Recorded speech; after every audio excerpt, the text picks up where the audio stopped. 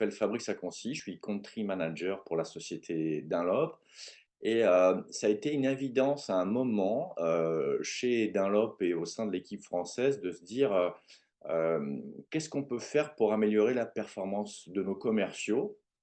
y compris la mienne en tant que manager, pour, faciliter la croissance et se dire que qu'est-ce qu'on peut faire pour aider les commerciaux à devenir meilleurs dans leur approche du développement business.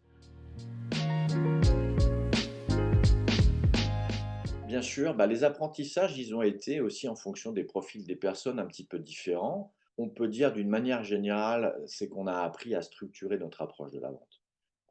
Les commerciaux ont tendance à faire de la vente réflexe ou de reproduire un peu toujours les mêmes schémas. Et les schémas d'aujourd'hui ne sont pas les schémas d'il y a 20 ans, il y a 15 ans, il y a 10 ans ou il y a 5 ans.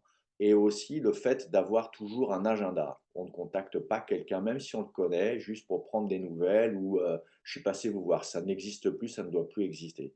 Donc structurer, c'était très très important. Après, on en a retiré des choses complètement différentes en fonction des profils.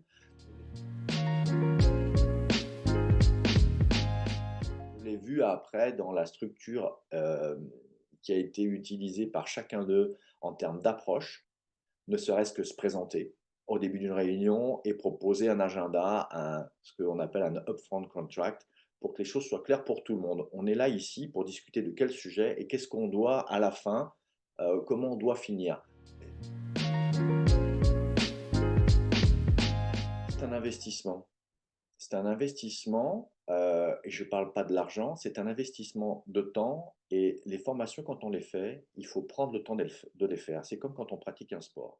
Si vous n'avez pas d'objectif, c'est pas la peine de faire une formation. Si vous ne voulez pas vous améliorer, ne faites pas de formation et continuez à faire pendant 10 ans la même chose et vous verrez qu'il ne se passera rien.